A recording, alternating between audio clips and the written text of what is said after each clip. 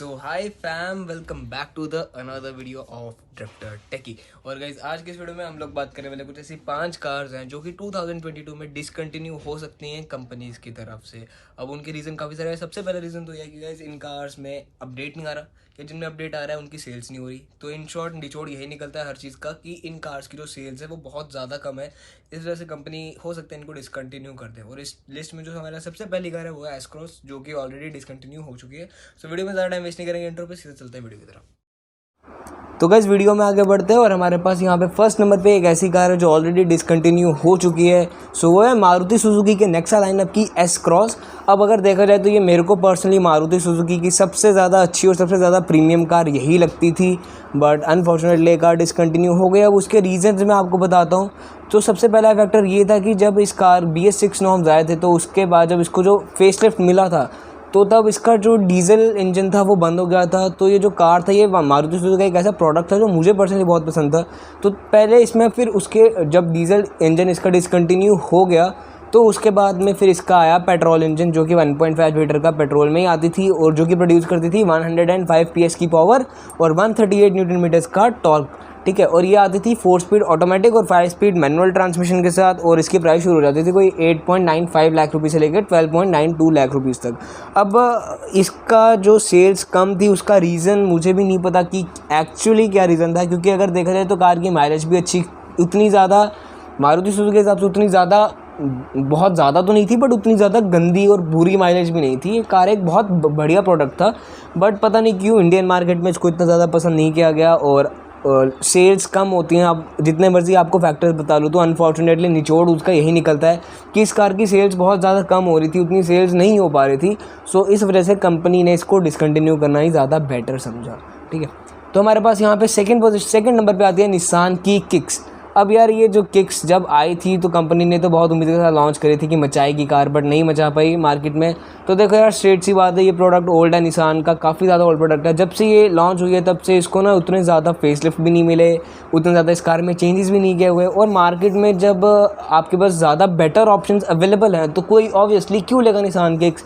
और जैसे कि आप सबको पता है जो लुक्स भी थे वो कुछ बायर्स को अच्छे लगे, कुछ बायर्स को अच्छे नहीं लगे। मैक्सिमम बायर्स को इसके लुक्स पसंद नहीं आए और पर्सनली मुझे भी बहुत ज़्यादा बिजी लगते थे इसके लुक्स।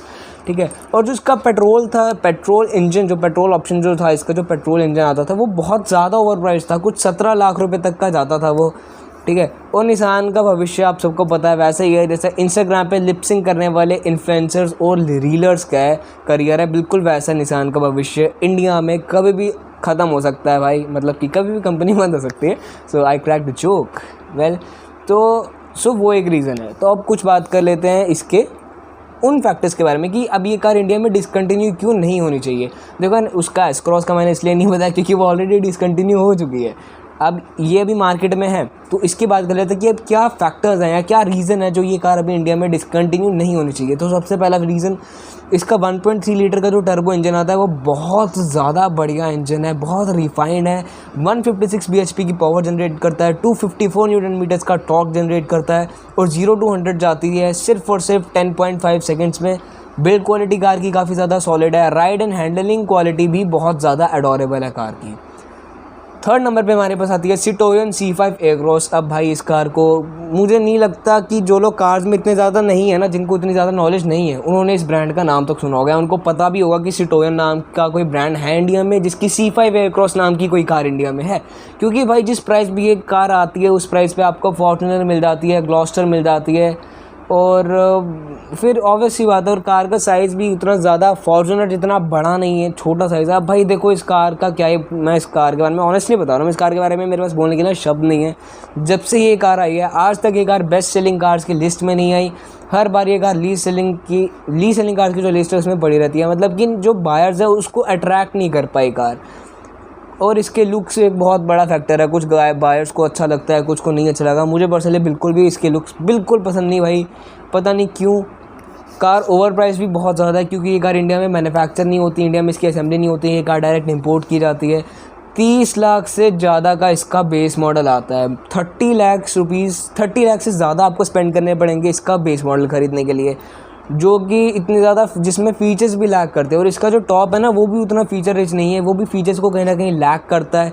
डिज़ाइन यानी कि जो मैंने आपको बताया अभी एक्सटीरियर डिज़ाइन वो एक फैक्टर है कि इस कार को बायर्स नहीं मिल पाए। और सिर्फ डीजल में आती है तो जो काफ़ी सारे लोग हैं वो उस ऑप्शन के साथ नहीं जाना चाहते, वो दूसरे ऑप्शन के साथ चल जाता है। डीजल में आते हैं तो उनके पास और भी ऑप्शन है, अगर डीजल में उनको सिटोयन ही लेनी है तो उनके पास और भी ऑप्शन है मार्केट में।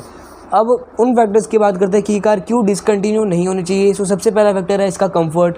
ठीक है, ये car one of the most comfortable car है under 45 lakh, spacious cabin, top notch ride and handling quality. Second point इसका इंजन, 2 लीटर का जो इसमें इंजन आता है वो प्रोड्यूस करता है 400 न्यूटन मीटर्स का टॉर्क। और BHP यहाँ पे मैंने इसकी नहीं लिखी क्योंकि ये इंजन का प्लस पॉइंट इसका टॉर्क ही है, बहुत ज़्यादा टॉर्क की इंजन है। फीचर्स भले ही लेस हैं, कम हैं, बट कार का जो इंटीरियर है वो प्रीमियम फील होता है। फोर्थ नंबर पे हमारे पास आती है महिंद्रा मर्राज़ो। अब इस कार को काफ़ी सारे लोग जानते होंगे क्योंकि ये एक महिंद्रा का बहुत ज़्यादा हाइप्ड प्रोडक्ट था, जिसकी बहुत ज़्यादा हाइप क्रिएट की हुई थी। बट जितनी हाइप क्रिएट की थी ये कार उतना मार्केट में उतनी एक्सेप्ट नहीं करी गई। इसको यूजुअली बायर्स वही लोग लेते हैं जो टूरिस्ट, जो मतलब जिनका काम है ट्रैवलिंग वगैरह करना, या जो कार ख़रीद के ट्रैवल एजेंसी के साथ लगा देता है, वो लोग भी इसका ज़्यादा प्रेफर करते हैं बेस मॉडल लेना ही। अब इसके रीजंस क्या है कि यार इंडिया में डिसकंटिन्यू हो सकती है, तो सबसे पहला रीज़न है डीजल में आती है बस। और इस सेगमेंट में जो बायर्स हैं वो पेट्रोल इंजन ज़्यादा पसंद करते हैं। ठीक है, जिसको डीजल लेना होगा खाली वही जाएगा इसके लिए। यूजुअली जो बायर्स होते हैं इस सेगमेंट में, इस प्राइस पे, उनको पेट्रोल इंजन ज़्यादा अट्रैक्ट करता है। तो मार्केट में ऑप्शंस हैं, और पहले तो खैर अर्टिगा ही थी और उसके बाद XL6 भी आ गई, और अब तो हमारे पास किया की भी है कारेंस। ठीक है, तो डिज़ाइन एक और इसका रीज़न है कि ये डिसकंटिन्यू हो सकती है क्योंकि डिज़ाइन, देखो डिज़ाइन का क्या बात है ना, मेरे को पर्सनली इसका डिज़ाइन पीछे से बहुत अच्छा लगता है, आगे से मुझे इसका डिज़ाइन का कुछ समझ में नहीं आता। ठीक है, और उन्होंने कहा था कि शार्क से इंस्पायर्ड है, तो हाँ वो चीज़ कहीं ना कहीं पे है, बट इसका जो डिज़ाइन है वो कुछ लोगों को पसंद आया, कुछ लोगों को नहीं आया। ऑब्वियसली काफ़ी सारे लोगों को नहीं आया। ऑटोमेटिक ट्रांसमिशन इस कार में आपको नहीं मिलता, और जैसे जैसे इस कार को भी लॉन्च हुए कोई कम से कम कोई 3 या 4 साल हो चुके हैं और अब तक इस कार में कोई भी चेंज नहीं किया हुआ महिंद्रा ने, क्योंकि महिंद्रा फोकस कर रही है अपनी SUVs पे, बट इस बेचारी को भूल गई। बट अगर देखा जाए तो ये बहुत अच्छा प्रोडक्ट है, मैं आपको सही बता रहा हूँ। अभी कुछ रीजंस की बात करते हैं कि क्यों डिसकंटिन्यू नहीं होनी चाहिए। बहुत ज़्यादा स्पेशियस और कम्फी है, मतलब कि कंफर्टेबल कैबिन है, स्मूथ गियरबॉक्स, रिफाइंड इंजन। ठीक है, और ये जो इंजन इस कार में आता है वही इंजन हमारी XUV 300 में आता है, और उसकी सेल्स कितनी ज़्यादा अच्छी हैं, बट इस बेचारी की सेल्स क्या ही करें। और हाँ, एक रीज़न और है ये डिसकंटिन्यू नहीं होनी चाहिए, वो है इसकी सॉलिड बिल्ड क्वालिटी। ठीक है, और हमारे पास फिफ्थ या और लास्ट नंबर पे आती, तो हमारी जो 5th नंबर पे कार आती है वो है टोयोटा कैमरी। अब देखो ये जो इसके मैं जो भी फैक्टर्स बताऊंगा उन सबका निचोड़ कुल मिला के यही है कि कार की सेल्स कम होती हैं, बट फिर भी आपको मैं रीज़न बता देता हूँ। ये कार 50 लाख से ऊपर जाती है क्योंकि ये कार इंडिया में बनती नहीं है, ये कार इंडिया में इंपोर्ट की जाती है, हाइब्रिड कार है। ठीक है, और जिस प्राइस पे ये गाड़ी आती है वहाँ पे आपको ऑप्शंस मिल जाते हैं, जैसे कि BMW की X1, BMW 2 series, Skoda Octavia, Skoda Superb. ठीक है, और 40 लाख के बजट में, ठीक है, मतलब कि ये कार 50 लाख तक जाती है, 40 लाख से शुरू होती है। 40 लाख के बजट में हर बंदा प्रीमियम ब्रांड एक्सपेक्ट करता है, वो ब्रांड नहीं जिसके पास मास मार्केट हो। ठीक है, और ये चीज़ फॉर्च्यूनर पे भी इम्प्लीमेंट होती है, बट स्टिल फॉर्च्यूनर इंडिया में काफ़ी पहले से या काफ़ी पॉपुलर कार है, और ये कार उतनी ज़्यादा पॉपुलर नहीं है। फॉर्च्यूनर, इस कार का ये फॉर्च्यूनर शुरू से इंडिया में थी, इस गाड़ी का ये पहले इंडिया में आती थी, फिर डिसकंटिन्यू हुई, फिर वापस से आने लगी। सेकंड पॉइंट, ये कार परफॉर्मेंस को लैग करती है, यानी कि परफॉर्मेंस में लैग करती है। और अगर 2 शब्दों में आपको बोलूँ तो इस कार में है नो सनरूफ। और इन सब फैक्टर्स का कुल मिला के निचोड़ यही निकलता है कि इस कार की सेल्स कम है। जितनी भी मैंने अभी आपको ऊपर जितने भी गाड़ियाँ बताई उनके डिसकंटिन्यू क्यों हो सकती है, उनके जितने भी मैंने आपको लिस्ट बताए कारणों के कि इन रीजंस के कारण कार डिसकंटिन्यू हो सकती है, उन सब का निचोड़ यही है कि भाई सिंपल सी बात है, कार की जो सेल्स होती हैं वो भैया बहुत कम हो रही हैं, इस वजह से कंपनी हो सकता है इनको डिसकंटिन्यू कर दे। अब बात करते हैं ये कार डिसकंटिन्यू क्यों नहीं होनी चाहिए।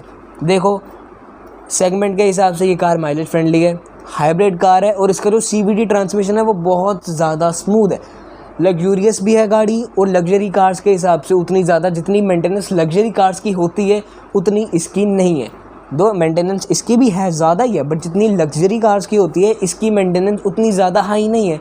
ठीक है, और इस कार को काफ़ी ज़्यादा रिलायबल कार कह सकते हैं सेगमेंट में, क्योंकि जब से ये हमें दिख रहा है जो शकोडा और ये शकोडा ऑक्टाविया और शकोडा सुपर्ब के जो DSG के ब्रेकडाउन हो रहे हैं उसके कंपैरिजन में देखा जाए तो ये कार काफ़ी ज़्यादा रिलायबल भी है। ठीक है. Has an extensive feature list comprising of a silk 9-inch touchscreen, 9 airbags, heads-up display, 3-zone climate control, 10-way power adjustable driver seat with memory function और भी काफ़ी सारी चीज़ें. सो या गाइस, आई होप कि वीडियो आपको ज़रूर अच्छी लगी होगी. भाई अगर वीडियो अच्छी लगी तो भाई चैनल को ज़रूर सब्सक्राइब करना, वीडियो को लाइक किए बिना कहीं मत जाना, कमेंट करके ज़रूर बताना कि वीडियो कैसी लगी. सो गाइस, मैं आपके साथ मिलता हूँ ऐसी एक नेक्स्ट और इन्फॉर्मेटिव वीडियो में. So till then keep drifting, drive safe.